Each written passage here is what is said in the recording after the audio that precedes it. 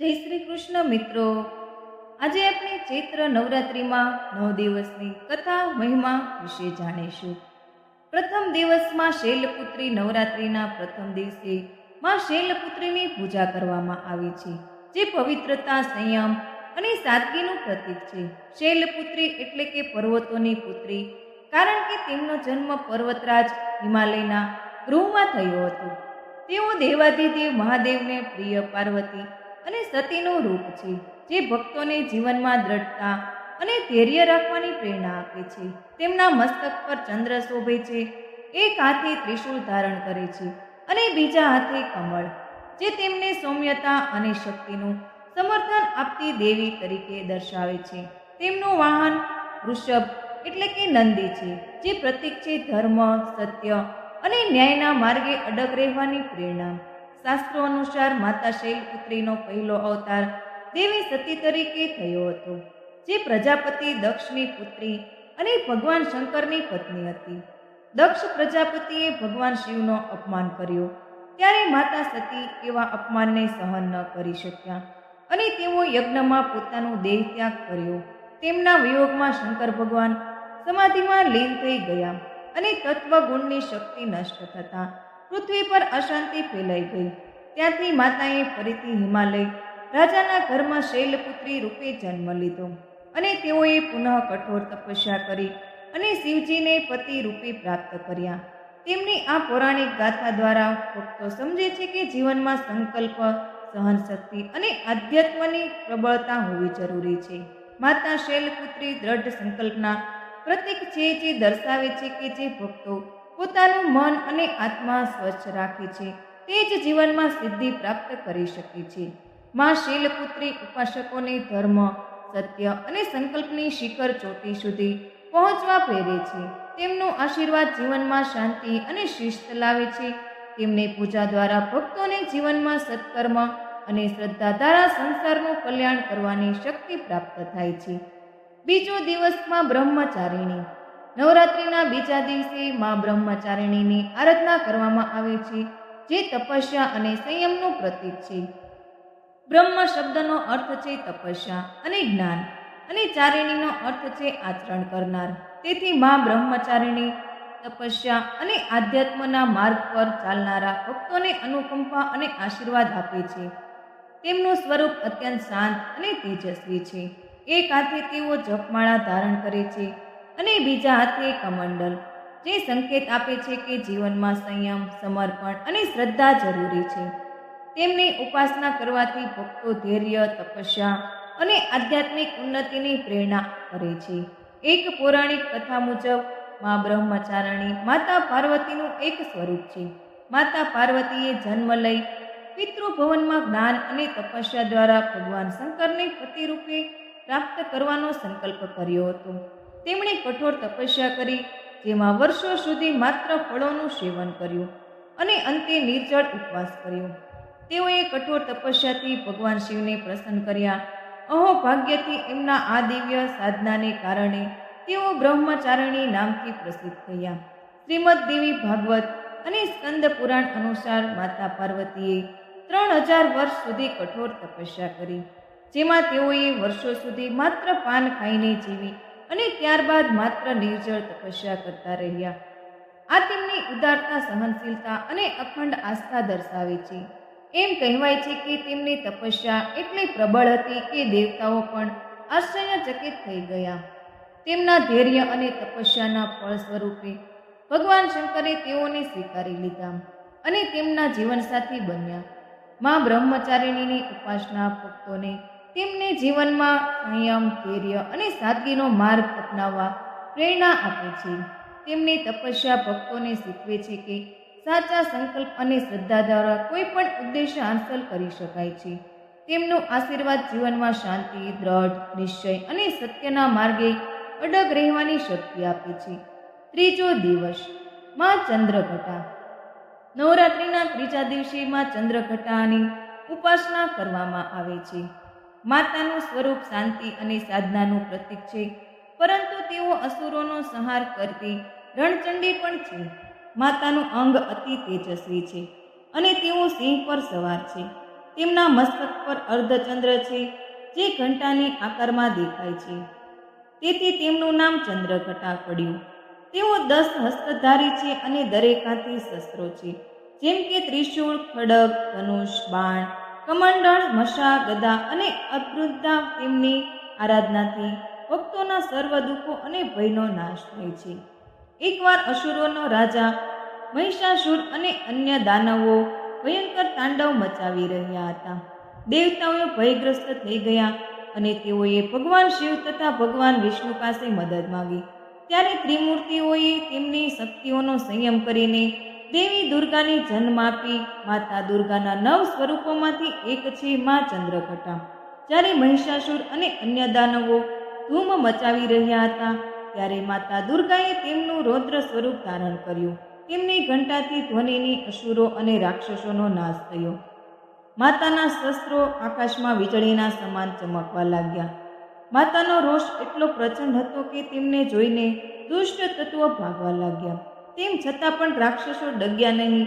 ત્યારે માતાએ ભયંકર રણચંડી સ્વરૂપ ધારણ કર્યું અને તલવાર વડે તમામ અસુરોનો સંહાર કર્યો. આવી દિવ્ય અને શક્તિશાળી માતા ચંદ્રઘટાની કૃપાથી ભક્તોને જીવનમાં શૌર્ય અને પરાક્રમ મળે છે. તેઓના આશીર્વાદથી ભક્તોના જીવનમાંથી સર્વ અશાંતિ દૂર થાય છે અને તેઓ દિવ્ય તેજ પ્રાપ્ત કરે છે. ચોથો દિવસ મા કુષ્માંડા. નવરાત્રિના ચોથા દિવસે મા કુષ્માંડાની ઉપાસના કરવામાં આવે છે. તેઓ સૃષ્ટિની ઉત્પત્તિ કરનારી માતા છે, જેમના હાસ્ય માત્રથી બ્રહ્માંડનું સર્જન થયું હતું.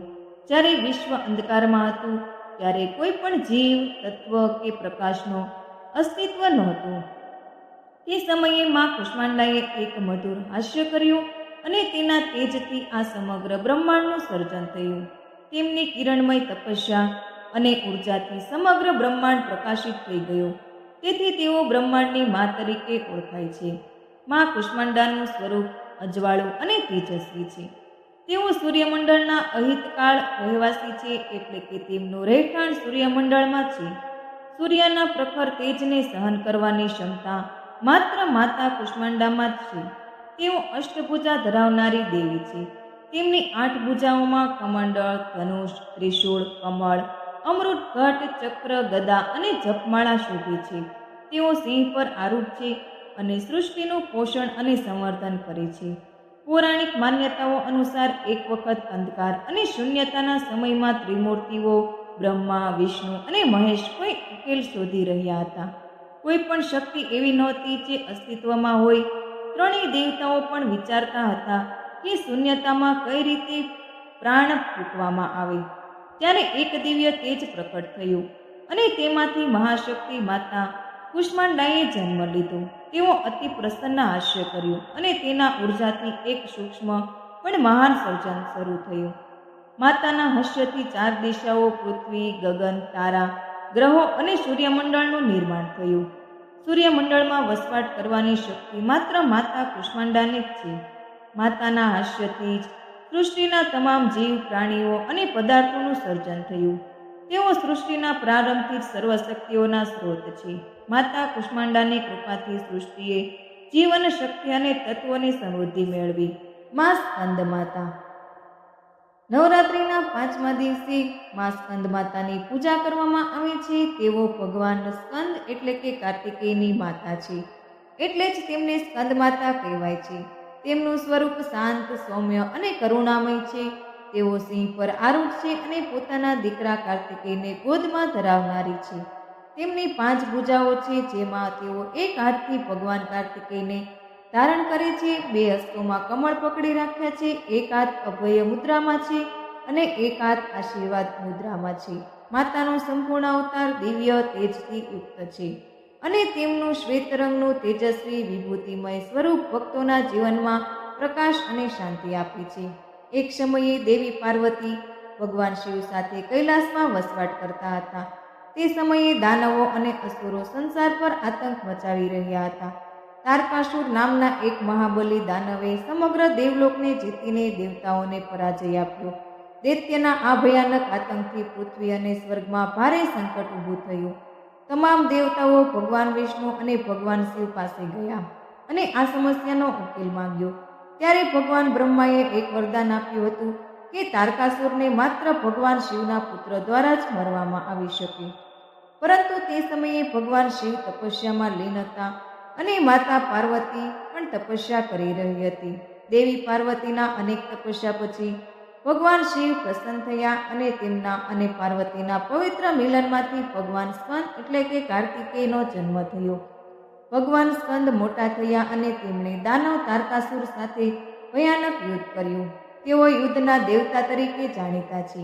તેમણે પોતાની શક્તિથી તારકાસુરનો સંહાર કર્યો અને દેવતાઓને ફરી સ્વર્ગ પર અધિકાર આપ્યો. તેથી જ માતા પાર્વતીને સ્કંદ માતા તરીકે પૂજવામાં આવે છે, કારણ કે તેમણે એક એવા પુત્રને જન્મ આપ્યો જેનાથી સમગ્ર બ્રહ્માંડનું કલ્યાણ થયું.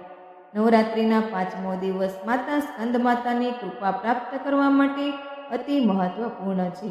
જે ભક્ત શ્રદ્ધાથી માતાની આરાધના કરે છે તેમને જીવનના દરેક ક્ષેત્રમાં સફળતા, શાંતિ અને સુખની પ્રાપ્તિ થાય છે. છઠ્ઠો દિવસ મા કાત્યાયની. નવરાત્રિના છઠ્ઠા દિવસે મા કાત્યાયનીની પૂજા કરવામાં આવે છે. તેમનું સ્વરૂપ અત્યંત પરાક્રમી અને તેજસ્વી છે અને તેઓ દુર્ગા માતાના એક શક્તિમય અવતાર છે. તેમનો જન્મ મહિષાસુર નામના ભયાનક દાનવના વિનાશ માટે થયો હતો. તેમનું નામ કાત્યાયની અને પડ એમ પાડવાનું કારણ છે કે તેઓ મહર્ષિ કાત્યાયના આશીર્વાદ અને તપથી પ્રકટ થયા હતા. એ શ્રદ્ધાળુઓ માટે ખૂબ જ મહત્વપૂર્ણ દેવીઓમાંથી એક છે, જેમણે માતા પરાશક્તિની કૃપા મેળવવા માટે જીવનમાં સાધના કરી હોય. પ્રાચીન સમયમાં કાત્યાય મુનિ નામના એક મહાન ઋષિ હતા.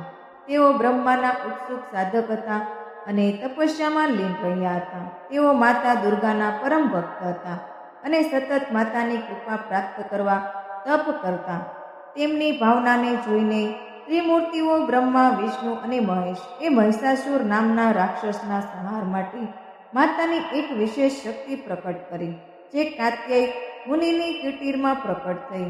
આ શક્તિ તેમનાથી પ્રાપ્ત થતા હોવાથી માતાનું નામ કાત્યાયની પડ્યું. મહિષાસુર એક અત્યંત શક્તિશાળી દાનવ હતો, જેના ત્રાસથી પૃથ્વી અને સ્વર્ગલોક ત્રાસમાં હતા. તેને ભગવાન બ્રહ્માથી વરદાન મળ્યું હતું કે કેવી રીતે પણ કોઈ પુરુષ તેને પરાજય આપી શકશે નહીં. આ કારણે તેમણે ત્રિભુવનમાં ત્રાસ મચાવ્યો અને દેવતાઓને સ્વર્ગમાંથી બહાર કાઢી દીધા.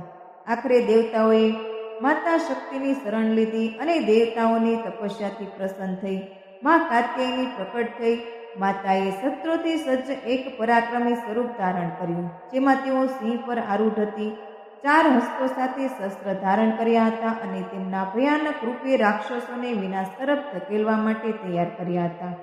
મહિષાસુર સાથે મોજું યુદ્ધ થયું, જેમાં તેઓએ ત્રીજી આંખ ખોલીને મહિષાસુરનો વધ કર્યો. માતા કાત્યાયનીએ સનાતન ધર્મ અને સત્યની રક્ષા કરી. મા કાત્યાયનીની આરાધનાથી ભક્તોને પરમ શાંતિ, પરાક્રમ અને ધૈર્ય મળે છે. તેઓ ભક્તોના સર્વ દુઃખો હરવા માટે સદા સક્રિય છે અને તેમની કૃપાથી ભક્તોના જીવનમાં હંમેશા સુખ અને શાંતિ ટકે છે. 7મો દિવસ મા કાલરાત્રિ. ની 7મા દિવસે મા કાલરાત્રિની આરાધના કરવામાં આવે છે. માતાનું સ્વરૂપ તામસી અને ભયાનક છે, પરંતુ ભક્તો માટે તેઓ અત્યંત કલ્યાણકારી છે. તેમનો નીલાંજન સમાન કાળો રંગ છે, વાળ વિખરાયેલા છે, ગળામાં વિજ્ઞાનમય માળ છે અને આંખોમાં ત્રાટક તેજ છે. તેમની 4 ભુજાઓ છે, એક હાથે ત્રિશૂલ, એક હાથે ખડગ છે અને 2 હાથે અભય અને વરદાન મુદ્રામાં છે. તેમનું વાહન ગધેડું છે. પૌરાણિક કથાઓ અનુસાર એક સમયે દાનવ રક્તબીજ પોતાની અસાધારણ શક્તિઓના કારણે દેવતાઓને ખૂબ જ સતાવી રહ્યો હતો. તેના પાસેથી એવી શક્તિ હતી કે તેના રક્તના એક બિંદુથી પણ નવો દાનવ જન્મી જતો. ભગવાન ઇન્દ્ર અને અન્ય દેવતાઓએ ભયભીત થઈને માતા દુર્ગાની શરણ લીધી. માતા દુર્ગાએ મહાકાળીનું રૂપ સ્વરૂપ ધારણ કર્યું, જે કાલરાત્રિ તરીકે ઓળખાય છે. જેમ જેમ રક્તબીજ સાથે યુદ્ધ ચાલતું ગયું, તેમ તેમ તેના શરીરમાંથી પડતા રક્તકણોથી હજારો દાનવ ઉત્પન્ન થતા ગયા. એ જોઈને મા કાલરાત્રિ અતિ રોષિત થયા. તેમણે ત્રિશૂલ અને તલવાર વડે રાક્ષસને ઠાર માર્યો, પરંતુ જ્યારે તેમનું રક્ત જમીન પર પડ્યું અને નવા દાનવો જન્મ્યા, ત્યારે માતાએ તરત જ પોતાનું રૌદ્ર સ્વરૂપ ધારણ કર્યું. તેઓએ પોતાનું વિશાળ મોઢું ખોલીને રક્તબીજના રક્તને એક બિંદુ પણ જમીન પર પડવા દીધો નહીં અને સમગ્ર રક્ત પી ગયા. પરિણામે રક્તબીજનો પૂર્ણ સંહાર થયો અને દેવીના આ ભયાનક સ્વરૂપે સમગ્ર બ્રહ્માંડ હચમચી ગયું. માતા કાલરાત્રિની પૂજા કરવાથી ભય અને શત્રુઓનો નાશ થાય છે. તેઓ દુઃખ અને મુશ્કેલીઓને દૂર કરી ભક્તોને ત્રાણ આપે છે. તેમની આરાધનાથી યોગ સાધકોએ સહજ રીતે સાહસ, અભય અને તપસ્વી મન પ્રાપ્ત થાય છે. આ દિવસે ખાસ કરીને રાત્રિ સમયે માતાની આરાધના કરીને ભક્તો પોતાના જીવનના તમામ કષ્ટોથી મુક્તિ પામે છે. માતા કાલરાત્રિની કૃપાથી ભક્તો જીવનમાં શત્રુઓ, અશાંતિ અને અનિષ્ટ તત્વોથી મુક્તિ પામે છે. તેઓ ભક્તોના સર્વ કષ્ટો દૂર કરીને ભક્તોને મંગલકારી અને અભય આશીર્વાદ આપે છે. 8મો દિવસ મા મહાગૌરી.